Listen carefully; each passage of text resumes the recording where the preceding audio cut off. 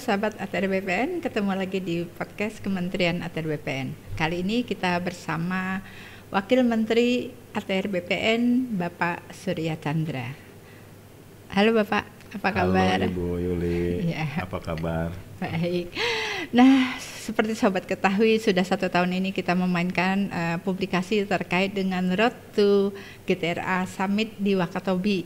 Tentunya pasti sobat ATR BPN ingin mengetahui dengan pasti apa sih sebetulnya GTRA Summit yang nanti akan dilaksanakan pada tanggal 8 sampai dengan 10 Juni di Wakatobi. Untuk itu kami mohon mungkin Pak Wamen dapat menjelaskan. Makasih Ibu Yuli. Jadi cerita awalnya itu dari Rakor GTRA sebetulnya, Rakor Wilayah Sulawesi Tenggara. Hadir seluruh teman-teman kita dari Kementerian ATR BPN, lalu juga pemerintah provinsi dan beberapa kabupaten. Nah, di dalam diskusi itu yang kita sebut Rakor terintegrasi, karena memang Sultra ini, Sulawesi Tenggara ini unik ya. Provinsinya tidak besar, tapi pulaunya ada 450 lebih.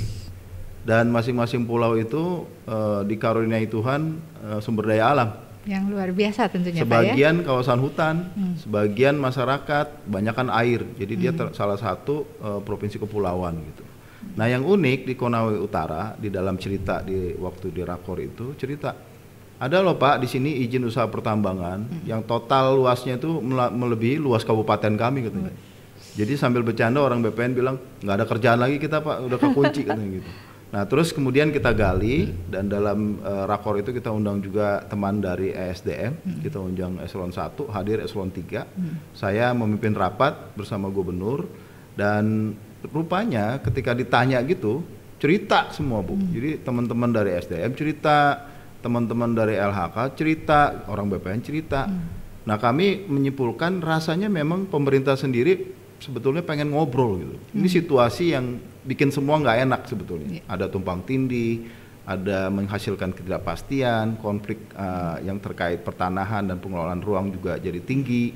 Belum lagi peluang-peluang investasi yang terhambat karena itu. Jadi memang dari pemahaman awal yang sangat lokal, kemudian kita diskusi dan wah ini bisa kita kembangin jadi pertemuan nasional begitu. Nah, kemudian berlanjut karena kebetulan Pak Gubernur Sultra, Pak Limasi itu adalah koordinator Badan Kerjasama Provinsi Kepulauan yang pada tahun 2018 mendeklarasikan pembentukannya gitu. Jadi ada deklarasi Batam waktu itu. Nah, intinya memang bagaimana provinsi atau daerah kepulauan ini bisa kumpul dan saling berbagi pengalaman, pengetahuan, bagi masalah dan juga barangkali bagi solusi.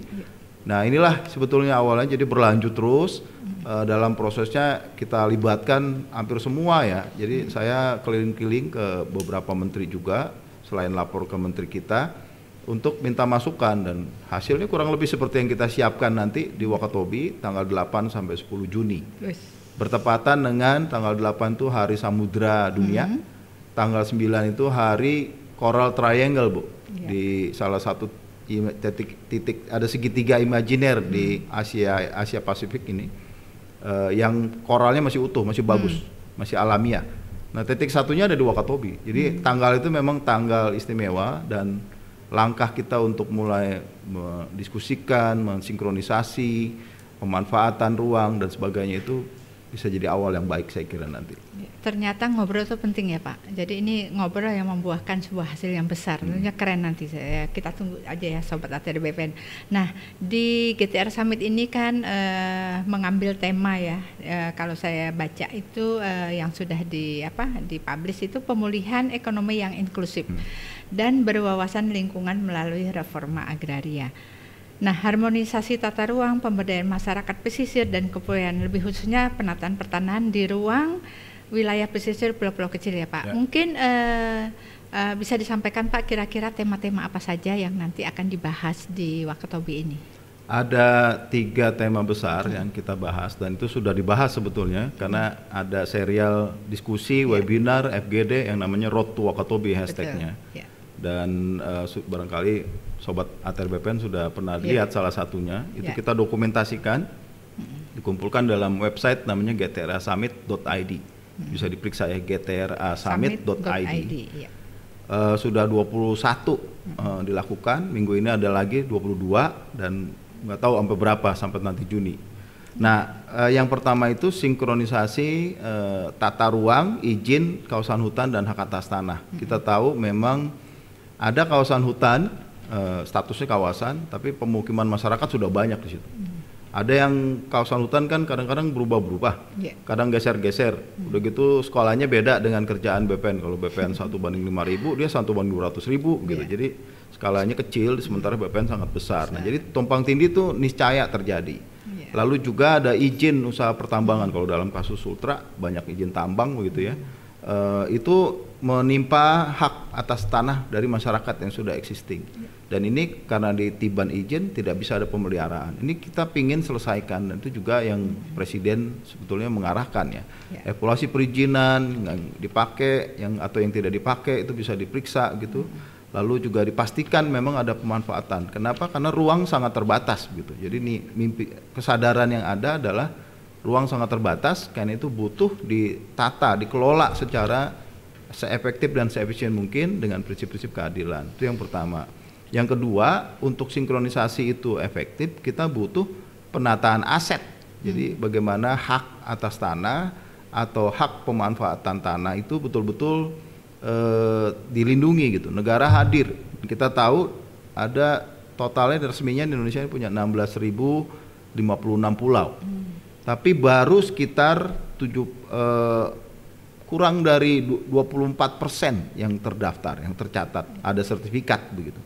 Sisanya itu 76% itu belum ada sertifikat. Jadi sangat besar peluangnya. Di sisi lain, di situ juga ada pulau kecil terluar, pulau kecil yang di batas negara 111 pulau, ada yang di dalamnya kecil-kecil gitu. Dan ini ada masyarakat tradisional yang menetap tinggal di situ, ada yang cuman transit, ada yang potensi alamnya bagus tapi belum bisa kita manfaatkan karena memang secara aset belum clear gitu, belum jelas gitu. Siapa yang berhak, siapa yang mengelola, bagaimana menjaga kepastian hukum, juga kelestarian lingkungan seperti itu. Dan ini kita perlu diskusikan. Yang ketiga soal penataan aset, Bu. Jadi setelah asetnya dapat, aksesnya bagaimana ini supaya bisa memberikan nilai tambah. Kalau memang butuh sertifikat ini dapat nilai tambah nggak? Bagaimana peluang akses untuk permodalan dan seterusnya. Ini tidak bisa dikerjakan oleh Kementerian ATR BPN sendiri, karena reforma agraria itu kan makanya ketuanya Menko Perekonomian, bukan ketua gugus tugasnya adalah Menteri ATR. Kalau Wamen kan koordinator pelaksana dari gugus tugas. Nah, kami melihat, wah kayaknya kita perlu deh ngobrol lagi, merevitalisasi lagi mimpi besar yang namanya reforma agraria menjadi mimpi Presiden sejak Nawacita dan dilanjutkan dengan RPJMN 2014, 2015 sampai sekarang lanjut lagi di periode kedua. Ini apa ya milestone yang kita bisa peroleh. Nah, kebetulan momentum nanti kita cari satu angle yang agak unik, yaitu pesisir dan kepulauan. Itu yang seringkali kelupaan atau juga sering banyak konflik karena tekanannya tinggi di situ. Lingkungannya sangat sensitif gitu ya. Terus juga peluangnya sangat besar. Kita baru manfaatkannya relatif masih sangat kecil. PDB dari pesisir itu baru 20%, Bu, dari produk domestik bruto Indonesia ini, negara yang katanya negara kepulauan, baru 20% sumbangannya. Pesisir dan kepulauan dan laut itu. Jadi sangat besar peluang, tapi juga tantangan besar. Nah, mudah-mudahan sekali lagi summit nanti atau pertemuan puncak ini akan menjadi awal baru ya, milestone baru untuk kita ketemu masalahnya di mana, siapa, kapan, bagaimana kita mengeksekusinya, terus apa yang perlu dilakukan selanjutnya dan seterusnya. Nah, terkait dengan itu Pak, mungkin target yang ingin dicapai di Wakatobi ini nanti pada saat GTR Summit itu apa Pak? Target yang ingin dicapai? Yang pertama ya memang ngobrol dulu sih ya, antar sektor ini ketemu, diskusi dalam forum yang kita susun bersama. Jadi mulai dari judul, tema, ini udah partisipatif, Bu. Jadi judul misalnya kan judul resminya itu menunjuk puncak presidensi G20 ya. Betul. Dengan turunan pemulihan ekonomi inklusif, berwawasan lingkungan melalui reforma agraria, harmonisasi tata ruang dan pemberdayaan masyarakat pesisir. Isu G20 ini yang ngusulin Pak Sandiaga Uno. Waktu kami audiensi dengan beliau, wah ini cocok nih, karena Presiden selalu nanya sama saya katanya, apa yang konkretnya kalau G20 ya, apa yang tangible, yang nyata. Dan kebetulan Gubernur Sultra cukup komunikasinya baik dengan Presiden. Beliau juga bilang kalau Presiden tuh pengen banget ke Wakatobi, udah dari periode pertama, tapi belum sempat kesampaian. Coba bikin acara, kata Pak Gubernur. Ya ini acaranya Pak, sekarang kita bikin. Jadi sepertinya memang pucuk dicinta ulam tiba ya. Jadi momentum G20 ini kan Presiden ingin ada pemulihan ekonomi, recover together dan stronger begitu ya. Ini konkretnya apa sih kalau buat rakyat kita? Nah, di sini nanti akan ada penyerahan sertifikat hak guna bangunan buat masyarakat suku Bajau. Kita tahu suku Bajau itu sebagian memang ada yang nomad, jadi sea nomads ya. Dia nomadik di laut, jadi nggak punya tempat menetap. Sebagian menetap dengan tiang pancang. Nah, tiang pancang nempel ke bumi ini mestinya bisa ada pengakuan hak atas tanah di situ. Masalahnya adalah ini ada di laut, tanah pancangnya nempel ke bumi, itu kewenangan BPN. Tapi lautnya ini ruang laut kewenangan Kementerian Kelautan dan Perikanan. Nah, ini gimana kita sinkronisasi dari hal sepele itu barangkali ya. Nanti kita mulai, oh ternyata bisa ada ruang untuk usaha, bagaimana memastikan investor kalau dia mau invest di situ. Ini butuh pendekatan yang ya lumayan rumit ya, karena masing-masing udah biasa bekerja dengan sektor masing-masing. Padahal masyarakat seperti Bajau ini banyak Bu di tanah air kita. Ada di Jayapura tuh namanya suku Enggros, itu memang tinggal di laut, asli di laut, dia tiang pancang juga.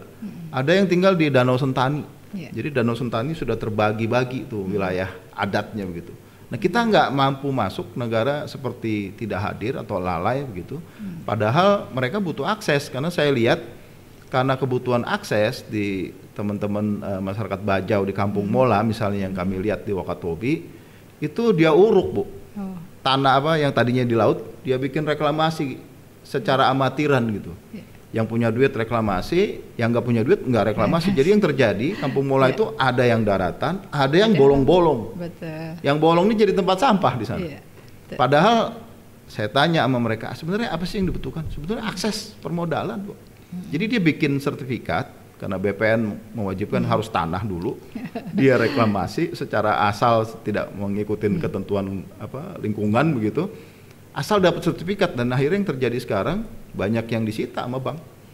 Bank juga kesulitan karena ini kredit macet kan. Nah, ini hal-hal begini saya kira penting kita diskusikan.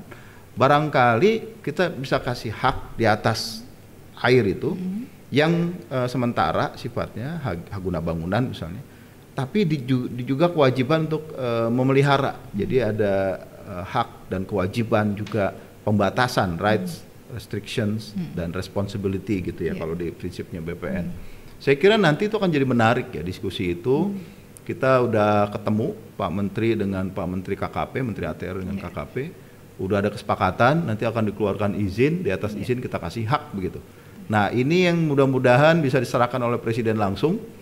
Dan buat saya sih jadi awal ya, jadi titik awal untuk banyak peluang kita bisa manfaatkan. Ruang kita ini kan terbatas ya, jadi makanya perlu ditata, dikelola sedemikian baik gitu.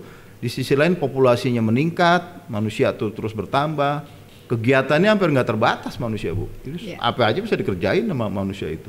Di sisi lain kita jangan lupa yang tinggal di ruang kita kan nggak cuma manusia, ada binatang, ada pohon yang kita butuhkan juga. Nah hal-hal ini perlu untuk dipahami, perlu kita sepakati, dan karena itu bisa jadi ada bagaimana memanfaatkannya secara optimal ya, semaksimal mungkin, dan rakyat juga ikut menikmati, tidak cuma sebagian yang punya modal begitu.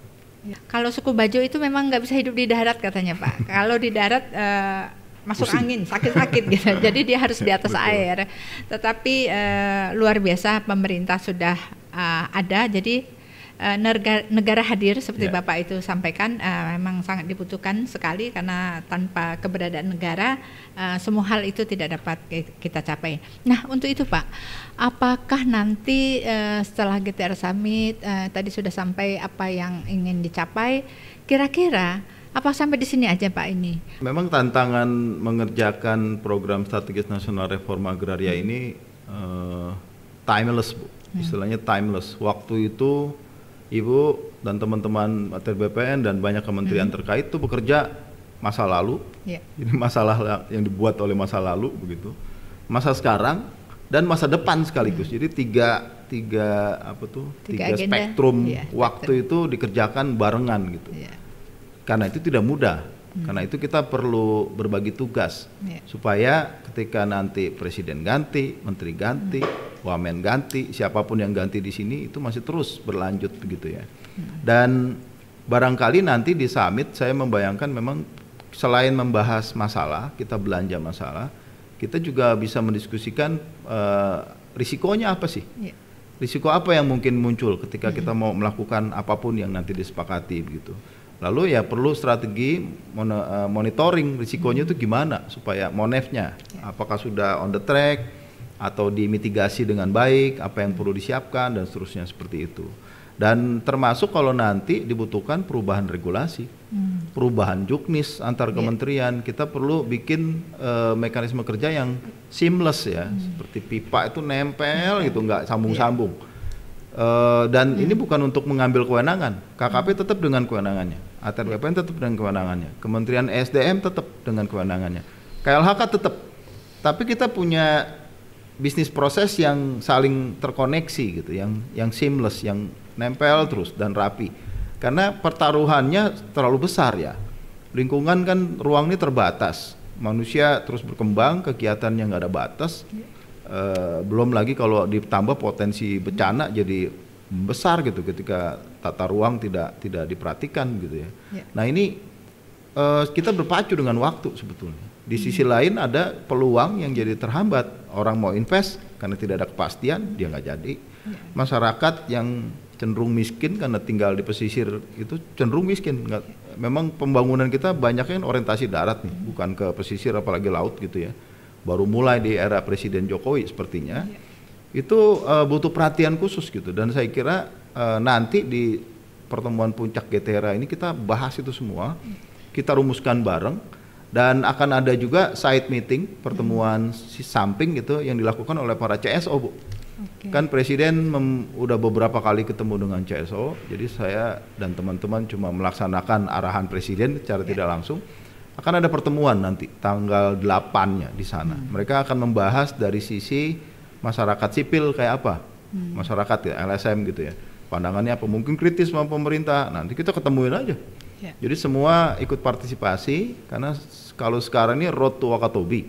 Setelah Wakatobi ini mungkin road after Wakatobi.